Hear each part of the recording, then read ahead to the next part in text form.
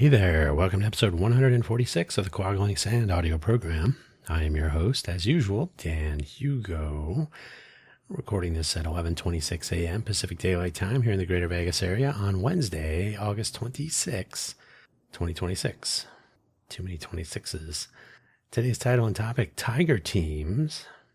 Don't worry, I'll tell you what that is. If you've never listened to the Quoggling Sand audio program before, pause. It's an unedited, so that's a pause, not a cut, solo audio essay program channel with stories, recollections, tales, maybe something to learn from, something to entertain you perhaps, maybe some insights that you can take and run with. So yeah, there won't be any guests, most likely. Stories from days of old.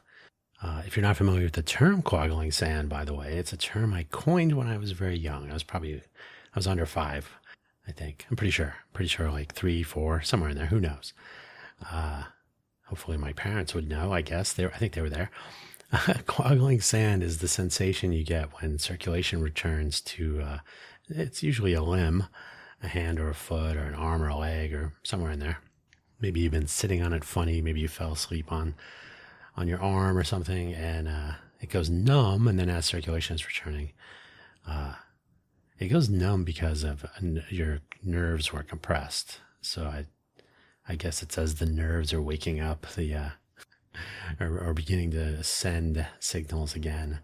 There's all kinds of overstimulation, perhaps. Anyway, you probably know it better as pins and needles. In the context of this audio program, quoggling sand is that swirling sensation in the mind as memories return briefly for the telling. Hopefully wherever you found you can use the term, by the way. Hopefully wherever you found this audio program, you're able to locate the episode description, which contains the show notes, including a brief summary, which I will read to you, and the links for today's audio program, which does have one for today, the usual 2 that appear in all episodes, and a Wikipedia link. And I've also added an AI disclosure in case anyone, especially YouTube and their automated checks, begins marking posts, episodes as AI generated. It's kind of annoying. Let me get some water here. Hang on. I know to you, hang on, and I started speaking again. There was almost no delay. You probably heard the noise of a pause on pause, though. So I just want to be clear that we're not editing. If I edit something out, I'll probably say something like, ooh, I should probably take that out. But these are pretty authentic tales, storytelling. The AI disclosure, I'll get to that when we get there, but that will appear in the episode description as well. So, on that note, let's begin on this. It's still hot. We normally publish new episodes of Quoggling Sand on Wednesdays. Sometimes in the morning, sometimes not. It all depends. But you're getting a fresh episode every Wednesday so far. That's not bad. I think that's not bad. Solo operation here. So today's summary. I learned what a Tiger Team is in the tech product development sense during an interview at Yahoo. And it turns out that I was probably a part of some sort of a Tiger Team for a long time before and even after. Insert ellipsis. Sorry, another pause for some water. The links for the program, the usual 2, quogglingsand.com, quoggling spelled exactly as it sounds, Quoggling, sand, no space, sand, quogglingsand.com, the website. There is some beautification effort actually underway for once. It's been too long, it's been languishing, but I don't want to say anything because then if I don't make the website look nicer, then I feel bad. No one's been complaining or otherwise reaching out to tell me I'm procrastinating. Maybe they're procrastinating too. The profile page linking everything. I've had this for 5.5 years now. buymeacoffee.com/DanHugo. I think like 6 people have bought me a coffee or something like this over that duration. So I'm not here with the cup out on the bar, the tip cup. Is it a cup at Starbucks or do they use it? I can't remember. Buymeacoffee.com/DanHugo. You do not need to spend any money, but I do use it also as a freeform link tree of sorts. The profile is just a blank page, so I can write all kinds of stuff on there. So there are links to all of my audio programs, projects, some biographical information, some affiliate links, which don't make anything more expensive. So my favorite coffees and things I actually use. If they have an affiliate link, there they are. You can support my efforts by listening and telling a friend. So don't need to spend any money. However, any funds that do arrive through Buy Me a Coffee or any affiliate links there do flow back to my coffee supplies, coffee and coffee accessories for coffee preparation. I did become a home barista during the COVID years. Any funds will go towards the purchase of coffee, so keep that in mind. As well, the Buy Me an Update audio program is first posted at buymeacoffee.com/danhugo/posts. There is no partnership or affiliate, that's purely, I figured, hey, I've had this page for a while. I should try something interesting. So 5 minutes or less, published on Mondays. Quick rundown on the previous week's audio programs and any news and announcements upcoming. So I can put the news and announcements in one place. 5 minutes. That's like 2 treadmill exercise routines. And, or maybe less than one. And then nobody goes to Buy Me a Coffee to listen to podcast episodes. So it also gets published 2 hours later on all the usual in all the usual places, but also elsewhere. I mean, the unusual places also. So there you go. I'm going to get some more water and not pause. The Tiger Team Wikipedia page might be interesting if you're curious about what this is. Maybe you'll be curious after, but for what it's worth, so you have some context. Written by someone else. The AI disclosure, as I've been saying on and off here and there, more casually, 100%. I don't use AI to write what I'm going to say. I don't pass it through AI. I don't say, hey, find any.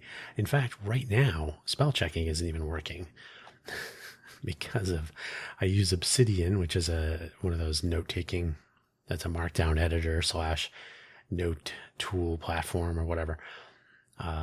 Electron, on which is built, has broken spell checking.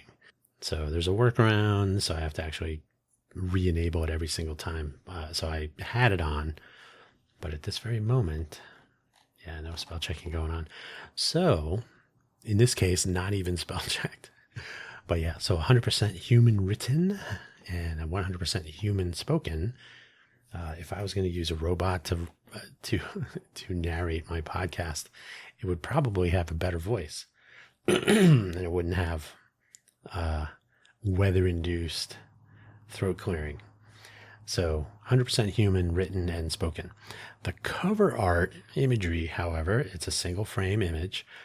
That is an entirely different story. It may be constructed with a combination of generative AI, which is often true, clip art, which is, I think, almost 100% at this point. Real photographs occasionally. Sometimes I have taken them, which is fun. Other visual elements as appropriate, and various typefaces. I put these together on Canva, and the usual text that I use is Merriweather bold. Why Merriweather? I don't know. Maybe I'll change it for the next season or something. That would be something to get into.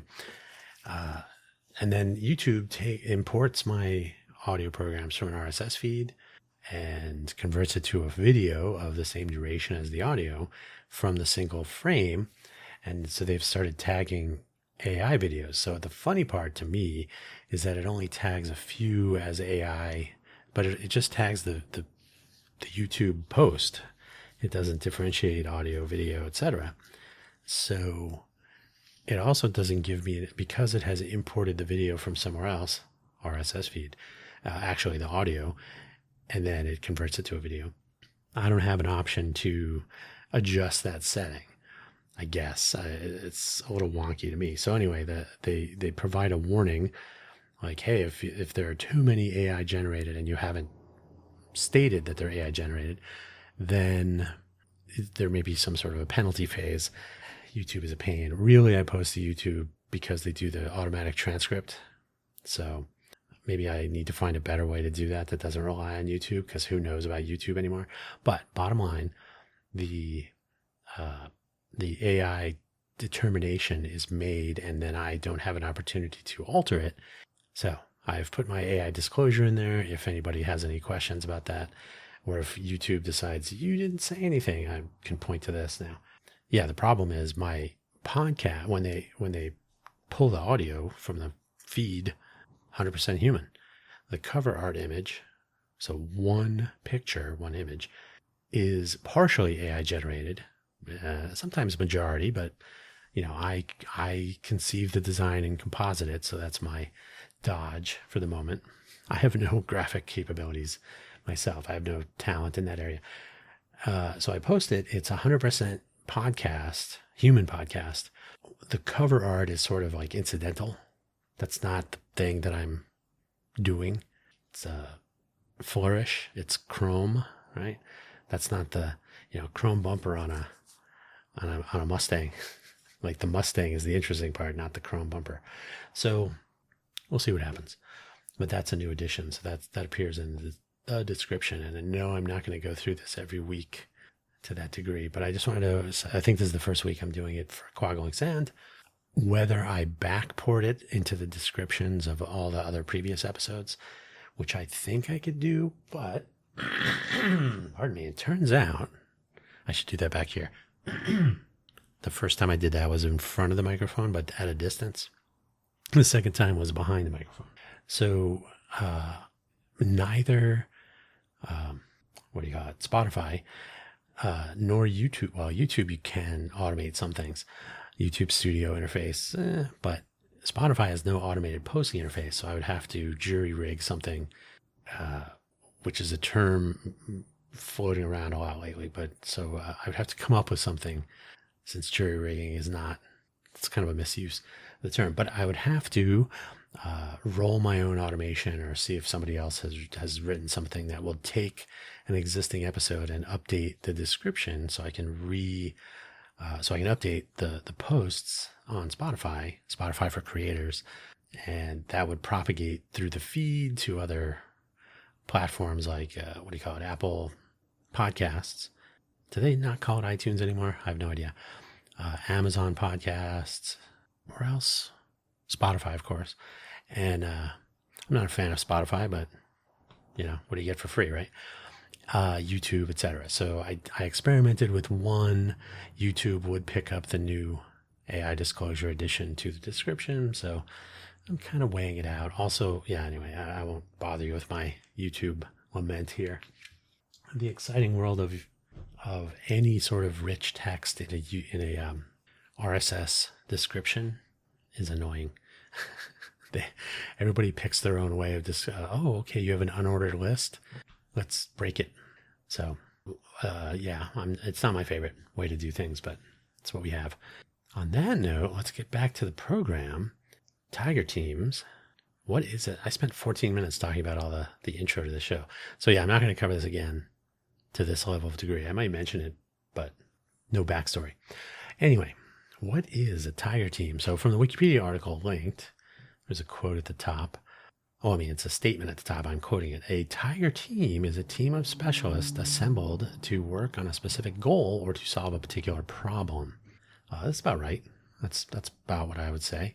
Though we are using the word in the definition in that case, a tiger team is a team of specialists. So it's a group of specialists. Maybe they don't even know they're a team yet. And sometimes they aren't specialists so much as people with some applicable experience or motivation. In case participation is on a volunteer basis, especially, specialists are often paid, though not always. Your mileage may vary. This probably varies across the board and this is the nature of the tiger team anyway. If you're a part of a tiger team, it is entirely likely that you don't have a specific project or agenda laid out. Rather, there is often some goal driving the effort, as is implied in it's stated explicitly actually in the Wikipedia statement there. I'll provide one example here that will show up later. So I'll keep it brief for the moment. I was on an ad hoc or tiger team assembled on the fly to root cause a flash memory failure in a mobile communication device before it was released. So that was at Palm. I've talked about Palm before, the Palm Pre. One of the main reasons to assemble a tiger team with specialists, so I'll stick with that term with the caveats I already mentioned, is that lack of specific path to the goal. We know we want to get there, we just don't know how. We know we want to reach some resolution, in other words, but we don't know what we will need. We may not know the unknowns, and there may be unknown unknowns. Thank you, Rumsfeld. So we might go overboard and have a fairly diverse team that devours the problem and does come up with a solution. This may beg the question, why not always tiger teams? I don't really have a good answer for that, except that you can't always be in sort of ad hoc, solve the problem any way we can mode.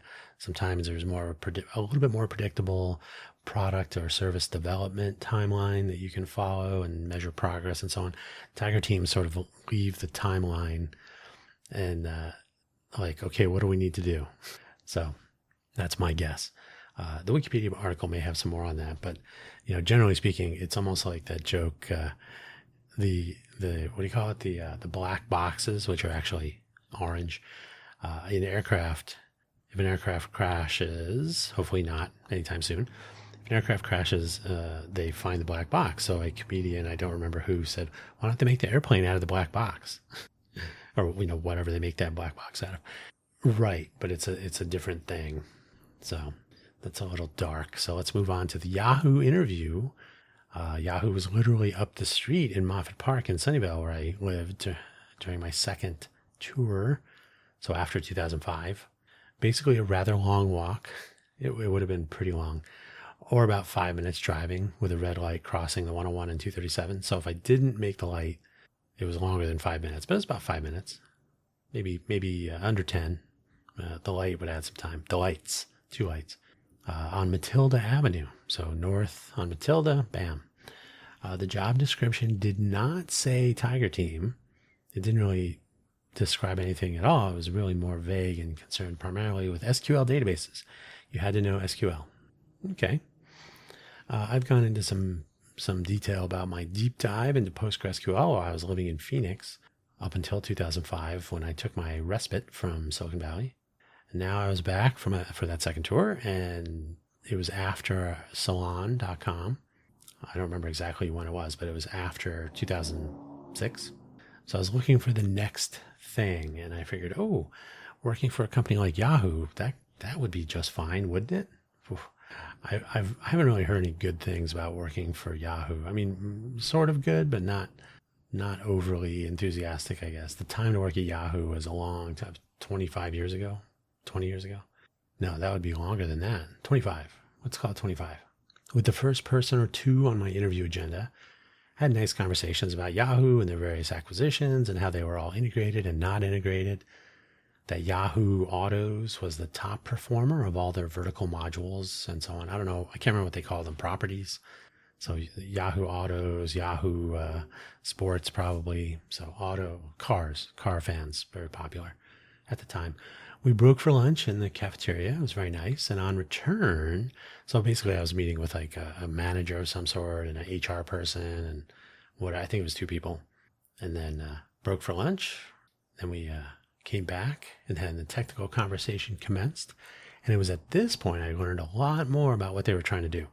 With Yahoo having grown through acquisitions and other innovation, in that order, really, Yahoo had some cool stuff. Yahoo Pipes, I kind of wish that had not faded away. It was an interesting idea and probably more applicable now than ever. And now we have N8N and stuff like that. Anyway, with Yahoo having grown through acquisition and other innovation, they had a variety of systems and different ways of doing things, and they had a legacy that they had to merge and integrate into their overall. So it was just a mishmash, and so a variety of potential failure points, and they needed a cross-organizational team of people who would become expert at those various systems and determine solutions to problems on the fly, so to speak. So it was really not to diminish the actual role of firefighters, but it was kind of like a firefighting team, right? You don't know quite what you're going to walk into at any given time, but there is a fire to be put out. So again, it's not quite the same. Hopefully not nearly so dangerous, but that's the idea, right? oh, today there's something failing and we got to figure out, or hey, there's some system that's unreliable. We got to figure out what it is. And it may be something that was brought in under acquisition, and then maybe the original team isn't around anymore. They moved on. So yeah, it could be anything. The Tiger team was to be assembled. The A team, kind of like that. Now, I was still something new. No, somewhat new to database anything at this point. It was closer to 2000 or 2006 or so, as I said. And where they needed someone who knew databases backwards and forwards, I would maybe do one of those directions at that point. Not really the other, backwards or forward. But yeah, they really wanted people who could just reflexively, respond to database issues, so that the Tiger team could move quickly, right? Not a lot of time researching. You just got to go with it. There were no hard feelings. They conceded that their job description was overly vague about exactly how much they were looking for in the realm of experience and so on. So while I answered most of the questions and we had a good conversation, I was probably not up for the full scope of possibility that the Tiger team would encounter across the Yahoo universe. So we may have even cut the interview early. I don't remember if it was because we basically agreed, oh yeah, this is not. Maybe in a few years I would be better suited to this, but they really wanted somebody a lot more senior than I was in databases. But it was interesting, and I would continue to learn more about databases and everything else after that. So again, if I had that interview today, it'd be a different thing. That was a pause. I had never thought about this formalization prior, but after the Yahoo interview meandered off into the no match territory, and again, a mutual assessment at the time, like, oh yeah, this is not a good fit for me, really, to be honest. It occurred to me that I was always gravitating towards what would probably be called a Tiger team if there was a conscious effort to form one. That is, I always preferred working with a small group of people, and it was always more interesting to tackle something unexpected. If anyone has ever played board games around the table after holiday meals with a family or maybe some other gathering of people, there was that sense of co-opetition in action. Like you want to win, but there's really no losing if we solve the problem. So yeah, that's a pretty reasonable way to put it. I mean, everybody wins if everything works, right? Now, this can happen at larger companies like Philips Components when we worked there, Palm, which was maybe a medium-sized startup of some kind, TrueVision, especially during the merger with Rastrop. So it was a small company in two different states, and it wasn't really that small. They were merged. Actually, I started working at Rastrops, but it was already, informally TrueVision while I was there, and arguably UMax Computer Corporation, which we'll talk about as well, though. That was still pre-IPO and rather small, but a weird company either way. In these cases, there was no formal Tiger team formation and no real concept from on high how to make use of such a team if there was one. But there was a sort of a innate self-organizing ability shared by the ad hoc group in each of these cases that may have passed a check for whether a Tiger team was at work. So someone looking in with familiarity might say, oh yeah, you guys have a Tiger team moving through problems, taking names, all that. An actual startup with somewhere between 1 and 10 people in those very early days figuring out how to get from an idea to implementation is pretty close to a Tiger team as well, but I think that might be because a group of founders and their founding employees or friends or whatever the circumstances are automatically trying to get to a goal along an unknown path, pivoting and figuring things out in real time and nearly so. Real time moves pretty quickly. Is a Tiger team really a startup moving around inside some larger entity? I would submit that this is the case. Maybe put another way, people with a startup mentality who can collaborate smoothly when faced with known and unknown unknowns are essentially a Tiger team, whatever the circumstances around them. So by any other name would smell as sweet? No, I don't know. I don't know if that applies. So I'm going to have, 3 examples, I think. 3 examples.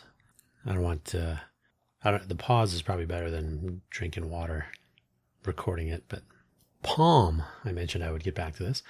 I referred to this briefly already, as I said. I really should read what I wrote before I improv. And I think I've shared this story before, so somewhere in the middle of the detail meter here. I joined the company working for and with a couple of people I already knew from previous companies. Only a couple people. It wasn't like I joined a team of 25. Oh yes, we all know the manager I was working for and maybe one or two others.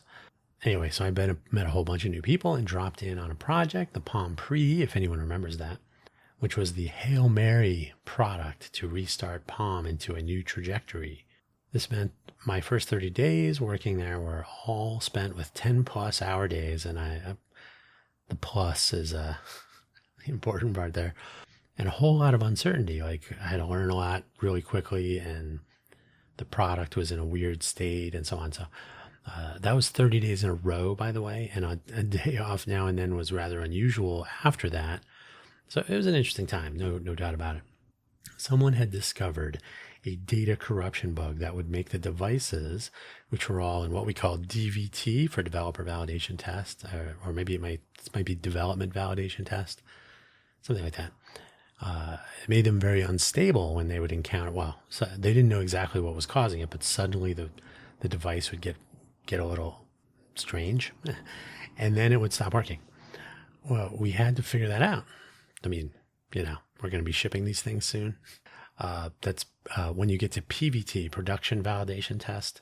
That's where you're using production hardware devices that you can make sure that, because if you find a problem at that point, you got to look at the production line and see what's going on there.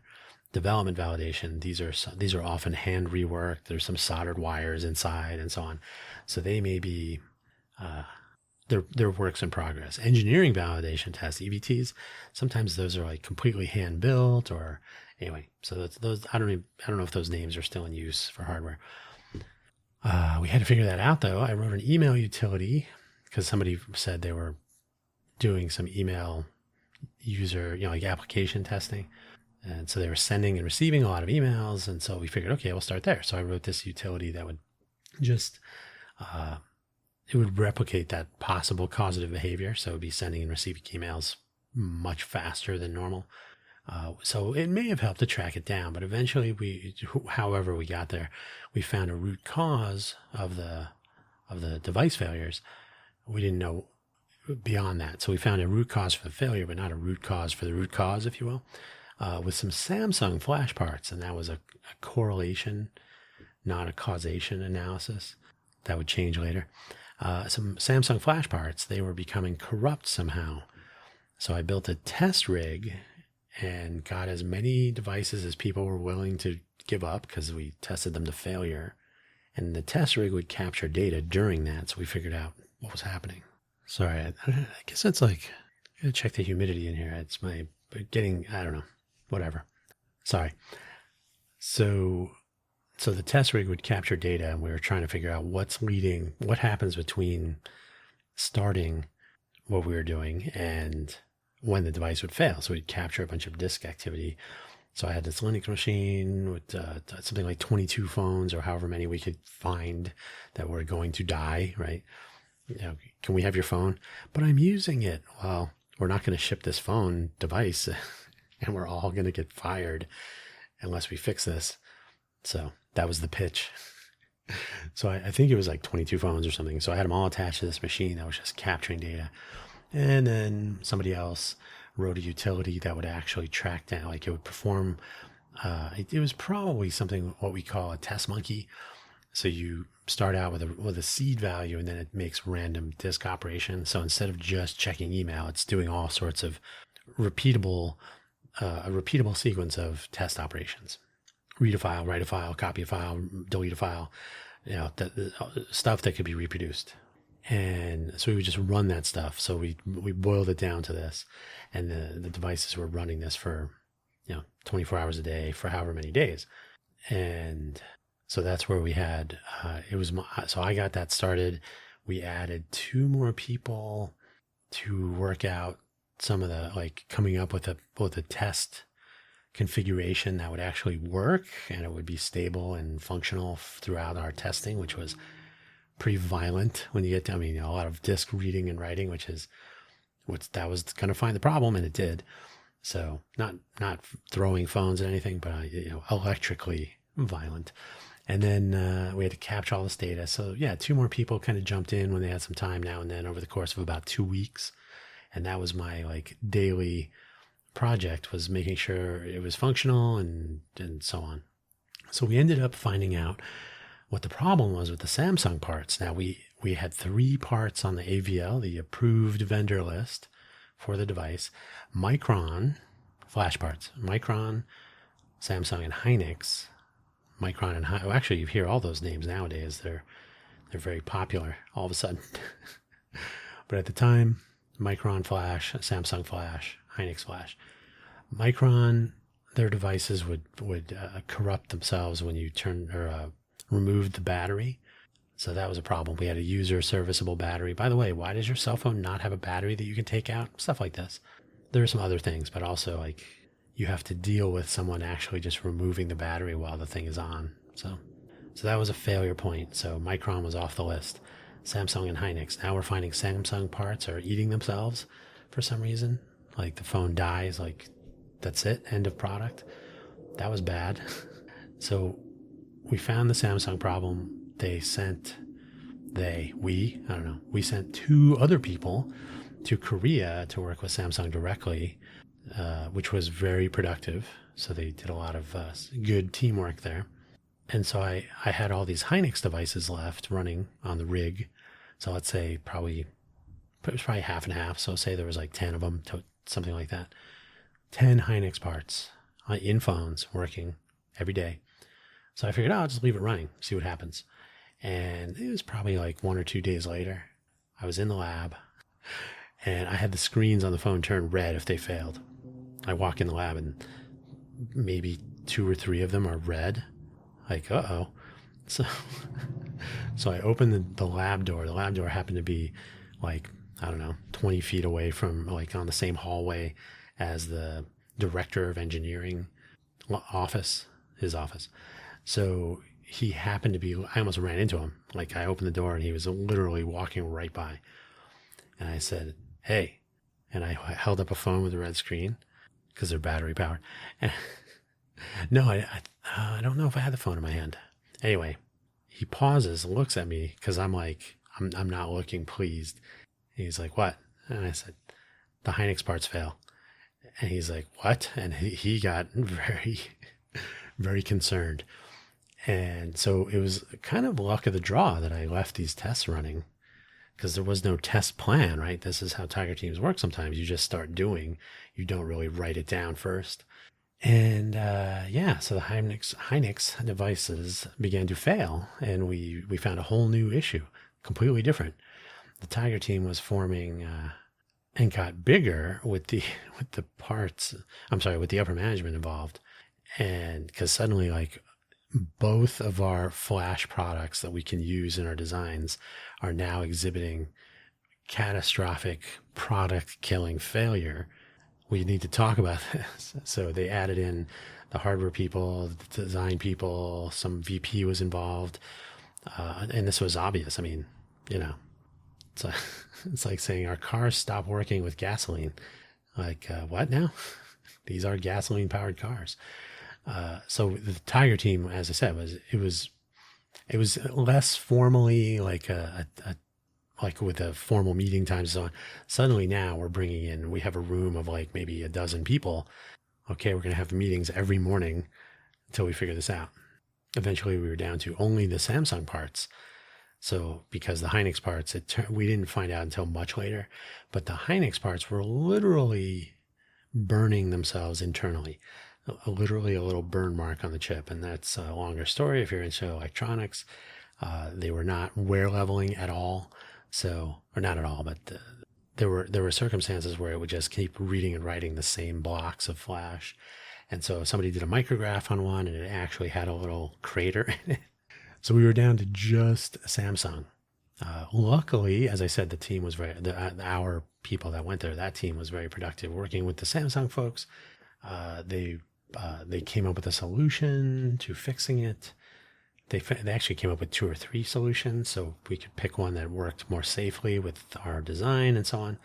So Samsung parts were programmable internally, so they basically just fixed a firmware bug inside the flash parts and that was an exciting time because the other company that was going to be using those Samsung flash parts is in Cupertino. It's called Apple iPhone, and their order was like 10 times the size of ours for these parts.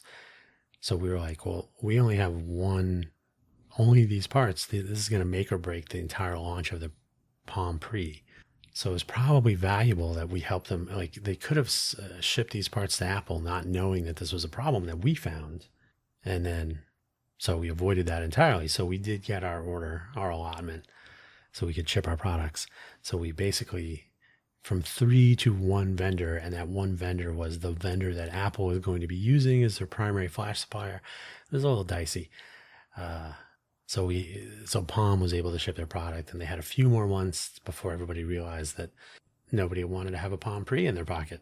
And that's a shame because it was a cool product. Everybody jumped in and we worked the problem just like you heard in that one movie. So that was fun. It was actually a good learning experience as well. There were a few things at Palm, which I've also talked about, where people just kind of had to pick up some ideas, put down what they were working on, pick up like, okay, what do we got here, and solve other little problems, because they were moving pretty fast to develop a new product. If you're trying to evolve, this was a completely new thing. There was no, all right, well, we'll start with the Palm Pilot. No, like a 100% new device. Everything was new. And, we had problems like this and some other things. So the Tiger Team concept was actually going on inside Palm, even though they didn't call them that. Then I was before that, I was working at UMax. UMax was during my first tour of duty in Silicon Valley. So it was probably 1996, 98? It had to be 98. I was working at Netscape in 96, I think. UMax Computer Corporation was a small company within a larger international company, UMax Data Systems, which was itself part of UMax Group in Taiwan. It was pre-IPO. And in the Mac clone marketplace, when that existed, and there was a small company drama, of course. Not a small, there was small company drama, of course. There you go. With chaos on the horizon, there was a quiet move to enter the Intel side of computing, so 4 of us began an effort to design and build some of the very first Pentium 2 Slot 1 machines. If you were around during that time, Intergraph was formerly they called it a boutique launch partner, I think. So Intel would get on stage and launch a new product, and it would be in an Intergraph machine. So they worked closely with Intergraph on like the newest product. So Pentium Slot 1 was becoming the new product. It was about to launch. Intergraph was suing Intel. They were not friends anymore. So quite literally, Andy Grove of Intel fame and the CEO, what was his name? Andy Chang, I think it was. The CEO of UMax Data Systems. They were in a conference or whatever, some event in Taiwan, and probably some maneuvering to get to be seated next to each other. And our person said, hey, would you be interested in a new small boutique launch partner? We are geographically near. Intergraph was in Mountain View, and Intel was in Santa Clara, still is. Intergraph, I think, is long gone. Intergraph was, I think, did SGI buy them maybe? And then who knows where they all are now. But yeah, so we were quite literally up the street. Like you could drive for maybe 3 minutes and be at our building, which was directly across the street from, what is it called? Great America, the amusement park. That was fun at lunchtime. So, hey, we could be your launch partner. And apparently they said yes. And if you ever remember the Yellow Book days when there was actually printed manuals and so on, we got a tray of Slot 1s. We got Yellow Books. We had a marketing person and a marketing budget to promote the coming Intel products, and engineering. What was he? He was field engineering support or whatever it's called. What do they call that? Field support, engineering support, field something. Anyway, Eric Sindelar. If you're out there listening, Eric, do you remember these times? This was a tricky Tiger team that we were putting together. Those 4 people, myself included, since some of the hardware design group working on the new PowerPC platform stuff, so they were designing the chipset to enable our PowerPC platform version of the Mac, Windows, Sun OS, Linux, and whatever else compatible platform that was all the rage back then. They wanted to leave and do their own thing. So there was a lot of intellectual property development to deal with. They were negotiating an unhappy departure.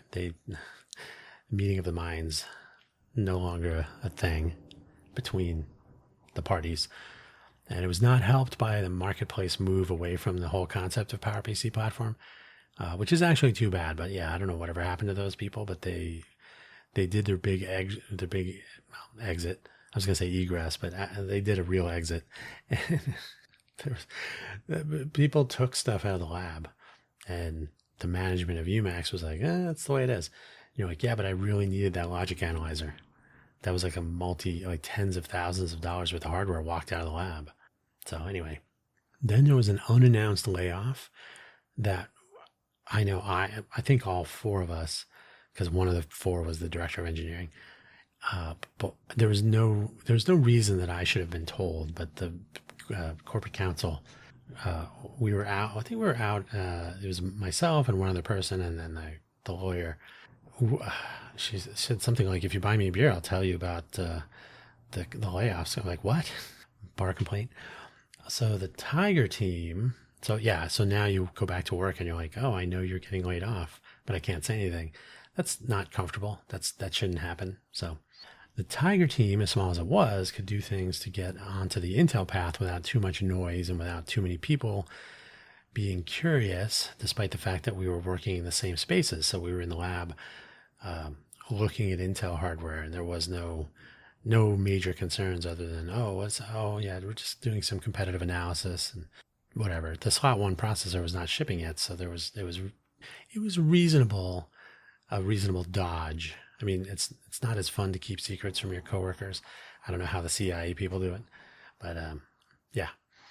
Our team of 4 did pull it off, which was kind of fun, with 2 designs reviewed and approved by Intel, which unfortunately did not make it to production before UMax succumbed to any number of problems. I hinted at some of that chaos already. It was a doomed company. So most of the people who wanted to moved over to Philips Components to work on flat displays. Yeah, that was fun. It was the things we all use today they were in the future back then. This was in like 1999. So we had the same sort of team concept going on. We went into it a lot of us knew each other. So we kind of had gone, 3 of the 4 of us ended up being at Palm, 2 of us as employees, 1 as a sort of outside consultant. And then the 4th person had his own separate company that he just, spent more time on. So the Philips team, and then we brought in some other people that kind of had a similar collaboration capability. So we were able to do some interesting things in a company that was not, especially the building we were in was mostly vice presidents and accountants and HR, and it was like a business office. So we were downstairs in a lab with no windows, and we could do our thing. And we did a lot of interesting things there too, but it was an interesting experience. So that Tiger team concept at UMax was probably the closest to an official, like, you guys are going to work on something separate. Don't tell anybody. Unpause. Then there was Intel. Intel, something of a disappointment in many ways. My time at Intel was profoundly educational for a variety of reasons. For me, but some of the reasons were not great. One was the way I actually attempted to do what I was doing, as in I had a mandate of some sort, but it wasn't really clearly specified. So I was doing it under my own direction, right? Self-guided, with essentially free reign over travel and engagement towards the other end goals of our Maker Innovator group, which allowed me to work in the spaces between the various empires that always form within large politicized organizations, most definitely within Intel. So what are you guys doing here?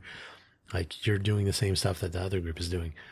That kind of stuff. Like, you could kind of see from a top-down view what's going on, who's talking to whom, what's getting stuck and why, and all that kind of stuff. So it was an interesting role that I had. It became clear to me that getting anything innovative done at Intel with what we were trying to do. So we were in the maker innovator group. Intel as a chip company is one thing, and around that time they were still innovating. It's arguable if they still. AMD has once again done exactly what AMD needs to do for the sake of Intel. I'm not an Intel fan. I prefer AMD parts in general. I think AMD is more of a scrappy Tiger teamish company, or they were before the AI thing, and now they're kind of becoming the same slop. Anyway, I digress. Intel really, it was, the rule of 75, politics, maintaining your budget, all the game playing and so on, made for these little empire and fiefdoms. And so, getting stuff done was really political, a lot of phone meetings. And so, in my travels, I had come across some people who got it. They understood, and they kind of ignored the silliness. And it occurred to me that there was some potential to form a Tiger team within the adjacent groups. So I was in the maker innovator group. I had two other people in mind from different but related groups. So we were all kind of crossing paths anyway. So I proposed the idea to the two people to get them kind of, whether they were interested, to gauge that. And, then I'm finding a typo and a little burp there. Sorry. So I proposed, and so then I wanted to get it started so I could go to the management and say, hey, here's an idea. I already have two people that are interested. Well, at the end of the day, the management types liked the idea of the Tiger team approach, and they even appreciated the motivation and drive towards efficiencies. Like, we can actually not play the games and we'll try to accomplish the goals instead. But at the same time, they only went with continuation of the status quo, like me, without adding any other people. So the nice thing about having people from different groups is there's not a sense that one group is trying to take over. So you pick one or two people from each group, and we're collaborating and we're interoperating with other groups and so on. The idea was completely sound and viable. The management, not the same story. This was probably an indication that the winds of change were blowing, and it turns out it was. And indeed, there was a substantial layoff a few months later, which I took in lieu of relocation to the Bay Area. They wanted to pull everybody in from remote locations while they were laying off like 12,000 people. The company at the time was over 100,000, so I think they brought it back. So it was like 110,000 or something. So they wanted to bring it back to 100-ish. But you all had to work at a main Intel facility, except for the people who got around that. But anyway, I had already done my time there in the Bay Area. I didn't really want to go back and face, 2 or 3 times increase in cost of living. And Intel was only appealing. And somebody said this to me. They said, oh, I'm impressed that you're still at Intel after whatever it was, however, 2 years or whatever at that point. I'm impressed you're still there, because in Silicon Valley, it was easy to move around, change jobs when things were not working before there were layoffs or shutdowns. It was an interesting time then. Oh, I'm surprised you're still there. And I said, I'm only still at Intel because I don't have to be at Intel. In other words, I was not sitting in a cubicle in a building in Santa Clara. I was meeting people, talking, pursuing projects, getting things done.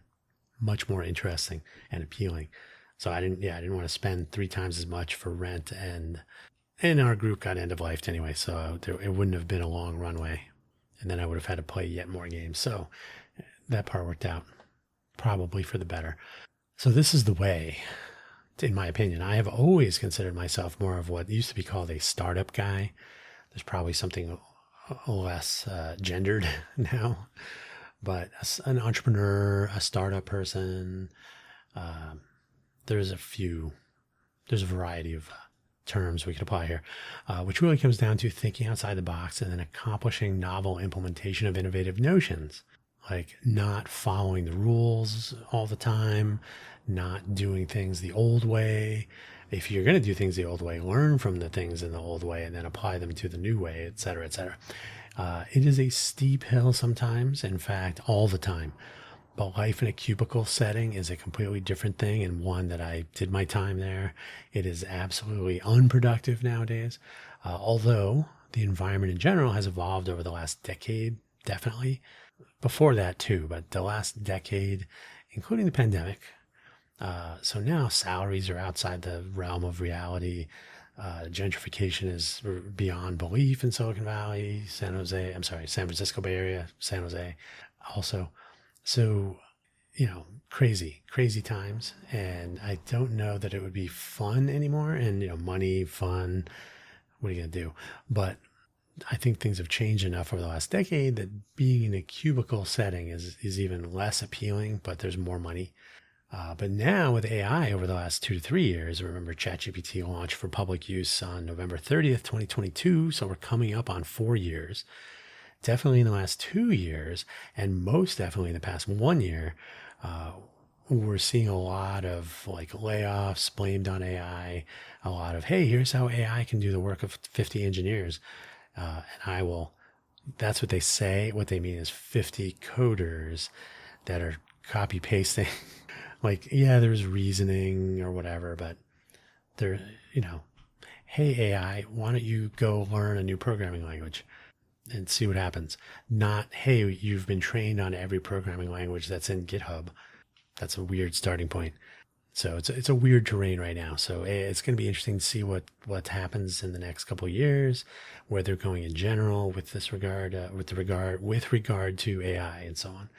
So, speaking of AI, the future of work and agents taking over my profession, and all of this really makes me wonder, by way of comparison, why people believe in this new way of doing things so quickly, where there is no actual expertise that would lead to something like a tiger team. Hey, you got 50 or 100 or 200 agents working on your code. That's great. They know what they've been trained on. Like I said, they've been trained on every programming language known because of GitHub and other websites and so on. So they only know what they've read. It's kind of the Goodwill Hunting problem. AI agents have never been to the Sistine Chapel, so they don't know what it smells like. To paraphrase Robin Williams, Sean, whatever his last name was, the therapist in the movie. Anyway, they know what they've been trained on. They may find something in there that was not as likely, that was not known, right? Or that was not, they connect some dots, and that's how they're finding, biomedical and their antenna design. They can do all sorts of things where they're going.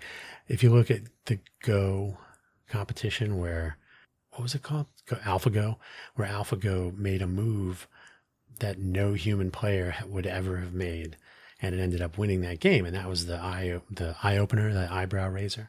It didn't invent some new aspect of the game. It was playing within the rules, but it adopted a strategy that it located in its algorithm that no one would have tried because they didn't think it was a good approach in a circumstance that it was in at the time in that game. So it won the game and everything. Everybody was like, oh my God, because the AI is it's not brute force exactly, but it's going to try what it's been trained if it can apply it based on its quote unquote reasoning algorithms and so on. So if you ask AI to invent something new, well, it would be interesting to see what you get at any given time in the timeline of AI moving forward, for sure. So tiger teams are really about, well, take what you know and apply it to something that you don't know about and see what you come up with. So it would be interesting to know when AI will reach the point where it can creatively apply something that it doesn't know, that it hasn't been trained on. Where are we in that? But anyway, so they may find something in their training, but they're not as likely to find something not in their training, if you know what that means. So, and that might be changing too. Who knows? And then, someone will argue, well, there's RAG, which is retrieval augmented generation. So it can go on the internet and search.